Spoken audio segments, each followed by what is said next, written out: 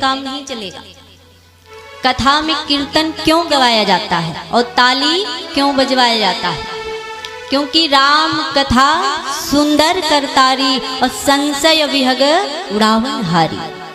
भगवान की एक कथा संशय रूपी पक्षी को उड़ा देता है। कब? जब आप ताली बजाते हैं। ऐसे समझिए, जैसे किसी वृक्ष पर कोई पक्षी बैठा हो और उसे भगाना हो तो आप क्या करेंगे? जोर से ताली बजाएंगे तो पक्षी उड़ जाएगा कि नहीं? उसी प्रकार संशय रूपी पक्षी जो आपके और हमारे हृदय में रहता है कि परमात्मा है कि नहीं है, तो यदि आप कथा सुनेंगे, कीर्तन करेंगे, ताली बजाएंगे तो ये संशय रूपी पक्षी अपने आप उड़ जाएगा। तो भक्त कहता है, कौशल्या के प्यारे राम, दशरथ राज दुलारे राम।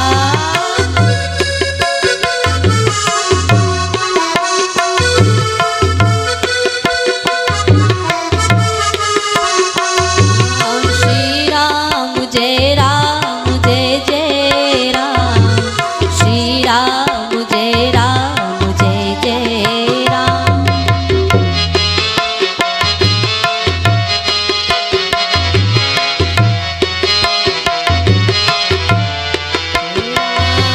श्री राम जय राम जय जय राम, श्री राम जय राम जय जय राम, श्री राम जय राम जय जय राम, श्री राम जय राम जय जय राम।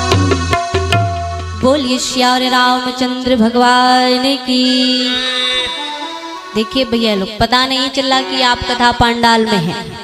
ऐसा बोलिए जय, मालूम पड़े कि सुल्तानपुर खेड़ा वाले हैं। जो नहीं बोलेगा जय, उसके घर में छोरी होगी छह। इसलिए बोलिए श्री रामचंद्र भगवान की। देखिए आप लोग प्रूफ कर दिए कि छोरी नहीं चाहिए, छोरा चाहिए। छोरी समझते हैं कि नहीं? जो आपको कथा सुना रही, तो छोरी किसी को नहीं चाहिए। अभी किसी के घर में छोरी हो जाए, सब मुंह लटका लेंगे कि खर्चा बढ़ाने के लिए पैदा हो गए।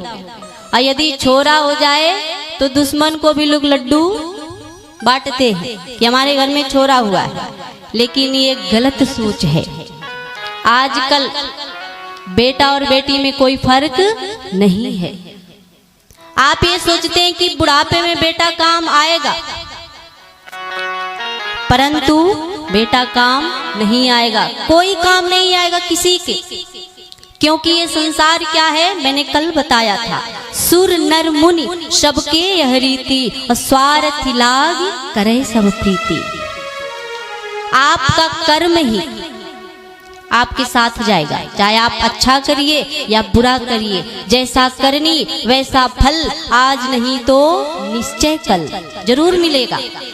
तो आप लोग सावधान हो जाइए कि जितना हो सके इस मनुष्य के शरीर से सत्कर्म करें, भगवत चर्चा करें।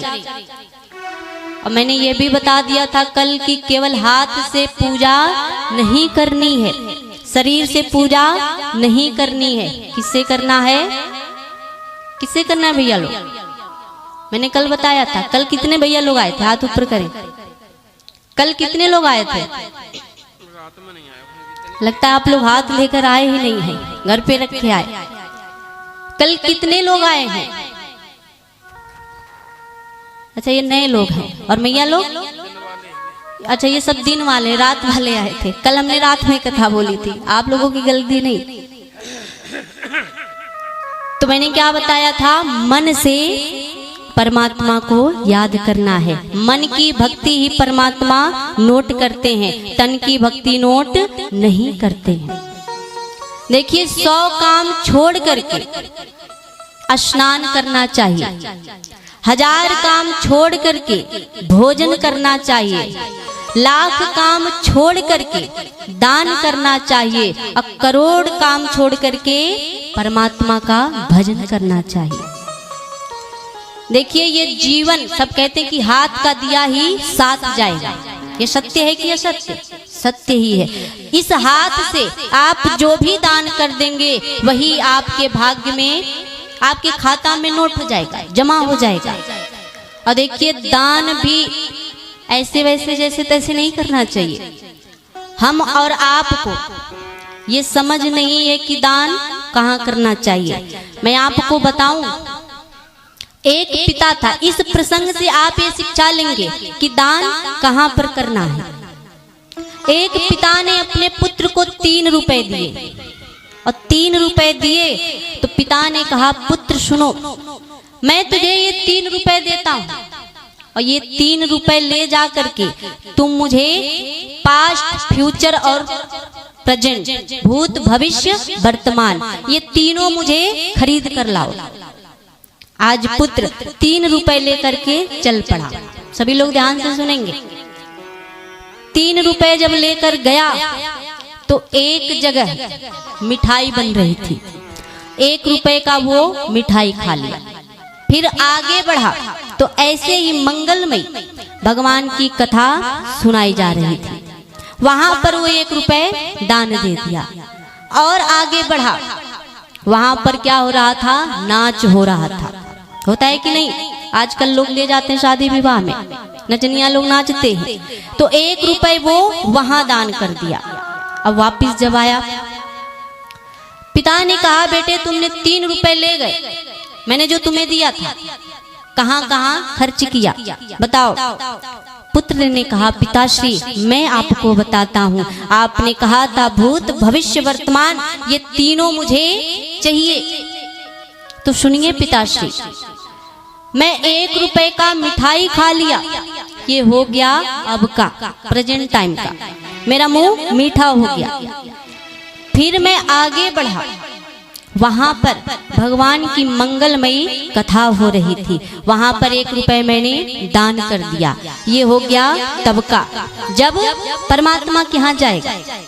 और आगे बढ़ा, अब वहां पर एक जगह नाच हो रहा था, वो 1 रुपए मैंने वहां दे दिया, ये रहा ना अब का ना तब का, वो रहा फालतू का। इसलिए दान भी सोच और समझ करके करनी चाहिए, क्योंकि दानम दुर्गति नाशनम, दान करने से कभी दुर्गति नहीं होती है। और शास्त्रों में वर्णन भी है कि अपने धन का 10वां अंश धर्म कार्य में लगाना चाहिए। देखिए, अर्थ उतना ही कमाइए ताकि अनर्थ ना हो जाए।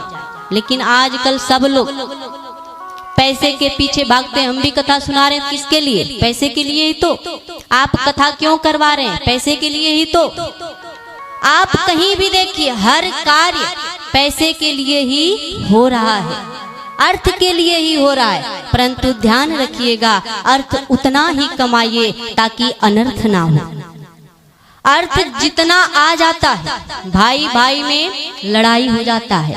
राम कथा सुनेंगे, भरत चरित्र में खूब आंसू बहाएंगे और खुद के घर में भाई से बोलचाल बंद है। आजकल सभी लोगों के फेसबुक पर हजारों फ्रेंड हैं, दोस्त हैं, और अगल बगल के पड़ोसियों से बोलती बंद है, बोलचाल बंद है। जिसे जानते भी नहीं सबको दोस्त बना रखे हैं, परंतु वो दूर वाले काम नहीं आएंगे, आस पड़ोस के लोग ही काम में आएंगे। लोग छोटा सा कर्म करते हैं तो सोचते हैं 4 लोग जाने, और जब कोई गलत कर्म करते हैं तो सोचते हैं पड़ोसी को भी पता ना चले। पहले के लोग कहते थे नेकी कर दरिया में डाल, कहते थे कि नहीं, नेकी कर दरिया में डाल। और आज क्या कहते हैं, नेकी कर फेसबुक पे डाल, व्हाट्सएप पे डाल। थोड़ा सा एक केला किसी को खिलाएंगे 10 लोग फोटो खिंचवाएंगे। मैंने आज एक गरीब को केला खिलाया। देखिए, दिखावे के लिए आप दान मत करिए, आप संसार को मत दिखाइए, परमात्मा को दिखाइए। और यदि परमात्मा की नजर आप पे पड़ जाएगी, फिर आप किसी की शरण में जाने के लिए सोचेंगे भी नहीं, क्योंकि परमात्मा अकारण करुणा वरुणालय है। सभी शास्त्रों का एक ही, देखिए कथा क्यों सुनाया जाता, कथा का मतलब यही है कि जितने भी श्रोता रहे सभी को किसी न किसी प्रकार से भगवान के चरणों से जोड़ा जाए। और यदि आप जुड़ गए, एक बार भगवान की चरण शरण ग्रहण कर लेंगे, फिर आपको किसी की जरूरत नहीं पड़ेगी। क्यों? क्योंकि जा पर कृपा राम के होई और ता पर कृपा करे सब कोई। मैं आपको 2 लाइन सुनाऊं क्योंकि समय का अभाव है। किसी व्यक्ति ने कहा है कि चली जा रही है उम्र धीरे धीरे, चली जा रही है उम्र धीरे धीरे।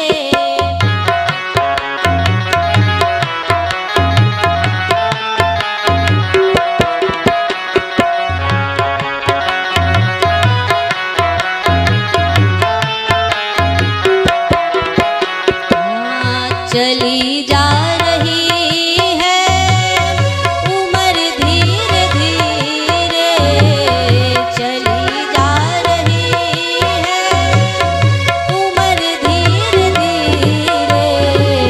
सुबह शाम और दोपहर धीरे धीरे, सुबह शाम और दोपहर धीरे धीरे।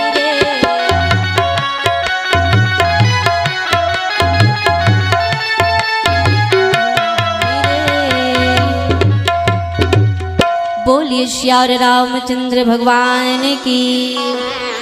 देखिए, जब समय रहता है तो भजन और कथा सुनाने में आनंद आता है, क्योंकि भगवान की कथा तो कभी खत्म नहीं होती है। और आपका परम सौभाग्य है और आपके सभी कमेटी परिवार का सहयोग के द्वारा इतना भव्य कार्यक्रम कराया जाता है। 1 नहीं, 2 नहीं, 3 नहीं, 4 नहीं, 10-10 वक्ताओं के द्वारा आपको भगवान का महिमा सुनाया जाता है। तो आप लोग परम भाग्यशाली हैं। और देखिए, 47 वर्ष से आप सबको ये लाभ मिलता है। आप लोग अपने आप को धन्य भाग समझिए, किस गांव में आपको जन्म मिला। नहीं तो कलिकाल इतना तेजी से बढ़ रहा है कि भगवान का नाम लेने वाला भी आगे चल के कोई नहीं बचेगा। जितना समय है आप परमात्मा के चरणों में लगाइए, क्योंकि ये जन्म बार बार मिलने वाला नहीं है। इस तन को पाने के लिए देवता भी तरसते हैं, परंतु हम लोग सोचते हैं अरे जन्म मिला है, खाओ पियो आराम करो और फिर चले जाओ। क्योंकि ये समय और इस तन का सदुपयोग यदि नहीं करेंगे, फिर आपको किसी नरक में फिर ढकेल दिया जाएगा। आपको क्या पता आप अनजाने में कितनी गलती करते हैं, किसी को पता है? नहीं पता है।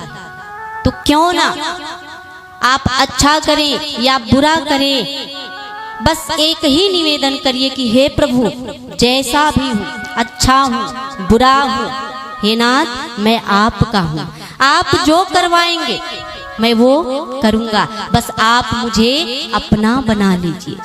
क्योंकि ये संसार के लोग केवल जब तक आप काम आएंगे तब तक ही आपके साथ रहेंगे। अभी आप पैसा मत कमाइए, शरीर आपका अस्वस्थ हो जाए, किसी काम के ना रहे तो खुद की पत्नी भी नहीं पूछेगी। पूछेगी क्या भैया लोग? और भैया लोग आप बताइए, यदि आप बीमार पड़ जाए, पैसा ना कमाए, रोटी बनाकर ना खिलाए, क्या पति आपको रोटी बनाएगा? नहीं बनाए। क्यों बनाएगा? परंतु चार बात सुनाएगा। और यदि आप लायक रहेंगी तो पति भी आपको आपकी सेवा करेगा। इसलिए मैं कहती हूँ कि ये जो शरीर मिला, जब तक शरीर रहेगा तब तक ये रिश्ते आपके हैं। जिस दिन शरीर खत्म हुआ उसी दिन सारे रिश्ते खत्म। तो क्यों ना आज से ही हम अपने शरीर से भी, मन से भी परमात्मा से रिश्ता जोड़ लें। और जिस दिन जोड़ लेंगे तो फिर आपको किसी की आवश्यकता नहीं। मैं आपको बताऊं, जनक बहुलाश्व जनक थे। इस प्रसंग से आप सीखिएगा कि जैसी संगत वैसी रंगत। यदि आप जुआड़ी के साथ रहेंगे तो 2, 4, 10 दिन में आप जुआ खेलना सीख जाएंगे। शराबी के साथ रहेंगे तो आप भी शराब पीना सीख जाएंगे। तो आप ये इस प्रसंग से यही सीखिएगा कि जैसी संगत वैसी रंगत। आपके गांव की ये घटना है, सभी लोग ध्यान से सुनेंगे। आपका जो ये शिव मंदिर है बाबा भोलेनाथ का, यहाँ पर पहले पुजारी जी रहते थे, आज भी हैं, परंतु ये पुजारी जी नहीं, दूसरे वाले पुजारी जी जब थे तो उस मंदिर पर एक शराबी आया। और जब शराबी आया, खूब शराब पी करके, मदिरा पी करके, दूध था एकदम, बिल्कुल होशो हवास नहीं था। अब मंदिर के सामने लेट गया। जब लेट गया, थोड़ा सा होश आया तो पुजारी जी से बोला, सुनो पुजारी, हमेशा तुम बाबा भोलेनाथ की सेवा करते हो, मंदिर प्रांगण में रोज झाड़ू लगाते हो, सफाई करते हो, ये बताओ इस समय इस धरती पर क्या बड़ा दिखाई पड़ रहा? पुजारी जी ने कहा कि जिससे मेरा घर चलता है, परिवार चलता है, मेरे बच्चों का पेट भरता है, मेरे लिए तो ये देवादिदेव महादेव का मंदिर ही बड़ा है। शराबी ने कहा, पुजारी तुमको कुछ नहीं पता, मंदिर कैसे बड़ा? पुजारी जी ने कहा फिर? शराबी ने कहा, यदि मंदिर बड़ा तो धरती पर क्यों पड़ा? पुजारी जी बोले, हाँ ये भी विचारणीय बात है, यदि मंदिर बड़ा होता तो धरती पर क्यों पड़ा होता? हाँ धरती बड़ी, धरती माता बड़ी। शराबी बोला, नहीं, आता न जाता तुम बन गए हो पुजारी, धरती कैसे बड़ा? यदि धरती बड़ा तो शेष नाग के फन पर क्यों पड़ा? पुजारी जी बोले, हाँ ये बात है, शेष नाग बड़े, क्योंकि अभी एक नाग देवता आएंगे, सभी लोग भाग जाएंगे, यहाँ से कोई बैठेगा नहीं, नाग देवता बड़े, शेष नाग बड़े, जाओ तुम। शराबी ने कहा, पुजारी तुमको कुछ आता जाता है ही नहीं, अब बन गए हो पुजारी, शेष नाग कैसे बड़े? यदि शेष नाग बड़े तो शंकर जी के गले में क्यों पड़े? पुजारी जी बोले, हाँ ये बात है, शंकर जी बड़े। आगे ना उसी बात पे मैंने कहा था कि बाबा भोलेनाथ बड़े हैं, उनका मंदिर बड़ा है।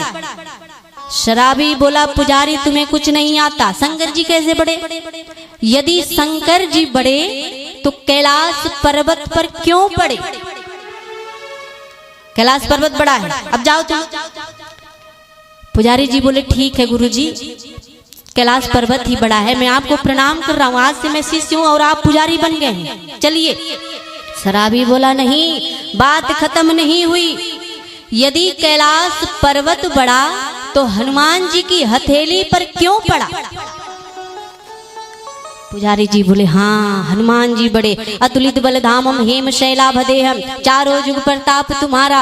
आज साक्षात हनुमान जी महाराज हर जगह विराजमान है। जहाँ पर राम कथा भगवत चर्चा होती है, हनुमान जी महाराज अदृश्य रूप में विराजमान रहते हैं।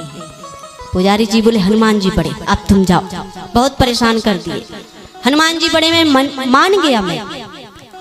शराबी बोला नहीं महाराज, यदि हनुमान जी बड़े तो रामचंद्र जी के चरणों में क्यों पड़े? पुजारी बोले अब बात सही है, मर्यादा पुरुषोत्तम राघवेंद्र सरकार बड़े हैं, क्योंकि राम जी मर्यादित हैं। राम कथा हमें जीना सिखाती है। राम जी बड़े हैं, अब तुम जाओ, मैं मान गया। शराबी बोला अब भी तुम नहीं समझे, राम जी कैसे बड़े? यदि राम जी बड़े तो मैया जानकी के वियोग में क्यों रो पड़े? आपने कथा कल सुना, राम जी माँ जानकी को ढूंढ रहे हैं, रो रहे हैं, कल सुना ना आपने कथा। शराबी बोला, पुजारी जी बोले हाँ चलो, सीता मैया बड़ी है, राम जी बड़े नहीं, क्योंकि नारी शक्ति सब पे भारी। मैया जानकी बड़ी, अब मैं तुम्हें प्रणाम करता हूँ, चलो गुरुजी अब तुम जाओ। शराबी बोला महाराज बात खत्म नहीं हुई, यदि सीता मैया बड़ी तो अग्नि परीक्षा उनको क्यों देनी पड़ी? आपने कथा सुना हो, माँ जानकी ने अग्नि परीक्षा दिया था। पुजारी जी ने कहा हाँ ये बात है, यदि अग्नि माता ना होती तो भोजन नहीं मिलता, अग्नि जी बड़ी है, चलो अब तुम जाओ। पुजारी बोला हे महाराज तुमको पुजारी किसने बना दिया? अब भी नहीं समझे, अग्नि कैसे बड़ी? यदि अग्नि बड़ी तो जल डालने पर बुझ क्यों पड़ी? पुजारी जी बोले हाँ ये बात है, जल बड़ा है, जल है तो कल है, जल ही जीवन है, जल बड़ा है, अब तुम जाओ, मैं मान गया। पुजारी जी बोले मैं मान गया हूं कि जल ही बड़ा है, यदि जल ना होता तो फिर कल ना होता, मान गया मैं। शराबी बोला महाराज नहीं, बात खत्म नहीं हुई, जल कैसे बड़ा? यदि जल बड़ा तो शराब में क्यों पड़ा? सबसे बड़ा ये मैं नहीं कह रही, नहीं तो कल से आप बोल दीजिएगा कि व्यास जी ने कहा शराब बड़ा, चलो पीना स्टार्ट करें। ये शिक्षा मत लीजिएगा, मैंने नाम तक नहीं लिया कि शराब बड़ा है। शराब देखिए, शराब में कलयुग का वास होता है, और जो शराब पीते हैं वो अपना ही नुकसान नहीं पूरे परिवार का नुकसान कर देते हैं। तो जो लोग शराब पीते हैं आज से पीना बंद कर दे, स्टार्ट ना कर दे, बंद कर दे। तो मैं इसलिए बताई हूँ कि जैसी संगत वैसी रंगत, जो जैसा रहता है उसको वही बड़ा दिखाई पड़ता है। इसलिए आप यदि सत्संग करेंगे, भजन करेंगे, कीर्तन करेंगे तो आपका सात्विक विचार रहेगा। जैसा खाएंगे अन्न वैसा रहेगा आपका मन, और जैसा पिएंगे पानी वैसी बोलेंगे वाणी। तो इसलिए सब कहते हैं कि पानी पियो छान कर और गुरु बनाओ जान कर। परंतु आजकल गली गली में इतने गुरु आपको मिल जाएंगे कि ढूंढने की आवश्यकता नहीं। आजकल बहुत गुरु पड़े हैं। किसी ने कहा है कि गली गली में गुरु मिले, हमसे दीक्षा लो, स्वर्ग जाओ चाहे नरक जाओ, 500 रुपया देहो। इसलिए मैंने पहले बता दिया, गुरु बना, पानी पियो छान करो, गुरु बनाओ जानकर। ऐसे जैसे तैसे गुरु मत बनाइए। यदि आपके जीवन में गुरु नहीं है तो जगत के गुरु कौन है? देवादिदेव महादेव हैं। आप उनको अपना गुरु बनाइए और प्रार्थना करिए कि हे भोले बाबा, इस संसार में मैं किसको गुरु बनाऊं? किसी के ऊपर मुझे भरोसा नहीं है। नाथ, आप जैसा करेंगे मैं वैसा ही अनुसरण करूंगा। तो कल कथा कहाँ पर विश्राम हुई थी पता है मैया लोग? आप भैया आए थे शायद कल। कथा कहाँ पर विश्राम हुई थी कल? नहीं पता। देखिए मैंने कल ही बता दी कथा, ध्यान से सुनिए। कल बाबा भोलेनाथ समाधि ले लिए और मैया सती परीक्षा लेकर के आए हैं। किसका? राम जी का। आज बाबा भोलेनाथ जब समाधि से बाहर आ गए, किंतु परंतु नहीं किए और कथा सुनाने लगे, परंतु मैया सती फिर कथा नहीं सुनी। और जब कथा नहीं सुनी तो क्या देखें, ऊपर से विमान जा रहा है। देखिए समय तो नहीं है, नहीं तो मैं आपको विस्तार से सुनाती, बिल्कुल संक्षेप में सुनाते चल रही हूँ। तो आज मैया सती ने कहा कि प्रभु मैं जाना चाहती हूँ पिताश्री के यहाँ। कनखल में मेरे पिताश्री यज्ञ किए हैं। बाबा भोलेनाथ ने कहा देवी निमंत्रण नहीं आया है। देखिए हर जगह बिन बुलाए नहीं जाना चाहिए। क्यों? आवत ही हर्षय नहीं, नैनन नहीं शने, और तुलसी तहां न जाइए, चाहे कंचन बरसे में, चाहे सोने की बारिश हो, आप वहां कदापि मत जाना जहां पर आपका और आपके परिवार का सम्मान ना हो।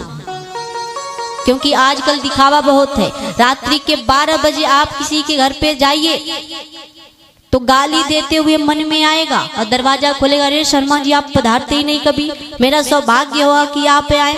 अब मन में 100 गाली देगा, ना जाने कहां से फाट पड़ा। तो वहां पर कदापि मत जाइए जहां पर आपका और आपके परिवार का सम्मान ना हो। बाबा भोलेनाथ ने बार बार समझाया, मैया सती नहीं मानी। आज गई हैं, पति का अपमान देख करके मैया सती यज्ञ में अपने शरीर का परित्याग की, परंतु क्या बोली?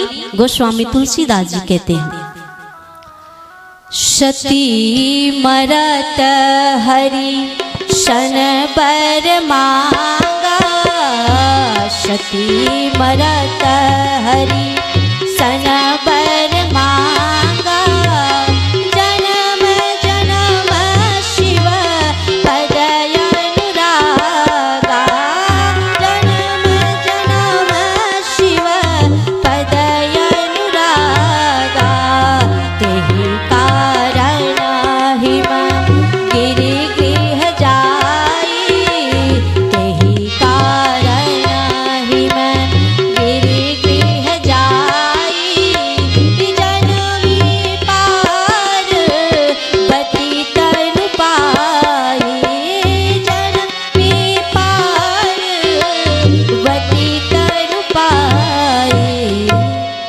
बोलिए श्याम रामचंद्र भगवान की।